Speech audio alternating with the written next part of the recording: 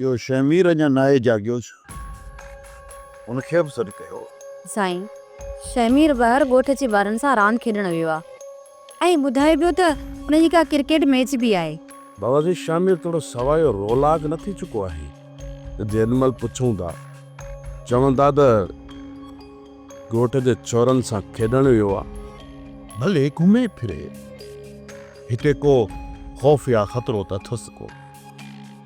भले ॿारनि सां रिझेलो हुजे, न त घर में हूंदो त अॼु आयूं ॻाल्हियूं हरकतूं करे रुख़सार जो त जीवन ई आराम करे छॾियो।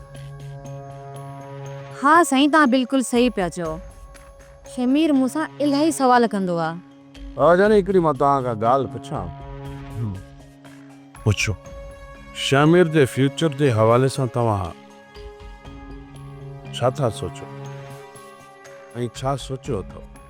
बाबा जानी आख़िर केसी थी असां इन मेंटल शख्स खे पंहिंजे घर में रखंदासीं। जयरोज़ पुट, जंहिंखे न तूं असांजो घर चई ऐं शमीर खे बेदख़ल करण जा ख्वाब ॾिसी रहियो आहे, दरअसल इन घर ई मिल्कियत जो असुलु वारिस उहो ई आहे। ऐं ॿी ॻाल्हि त हिन हवेली ऐं ज़मीनुनि जो को बि काग़ज़ अञा असांजे नाले ठाहे ठहियो। हा त पोइ इन में तव्हांजी सुस्ती चइबी न बाबा साईं।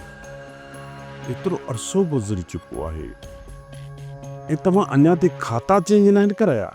अरे बाबा, तूं सफ़ा को दरवेश। शमीर खे त सॼी उमिरि ईअं ई नादान ऐं चिरे हुअण में गुज़ारणी आहे। ऐं ॿियो को हिन मिल्कियत जो वाली वारिस त आहे ई कोन। को छा लाइ ख़फ़ा करियूं, छा लाइ ख़र्च कयूं? उहो ई तूं मुंहिंजो अकेलो वारिस आहीं सॼी मिल्कियत जो।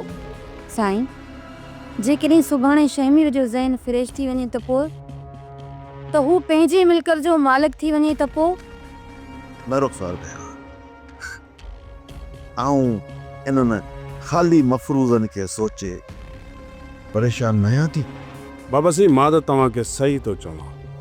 इन हवेली ऐं शामिर जे बारे में असांखे लापरवाही जो मुज़ाहिरो न करणु घुरिजे।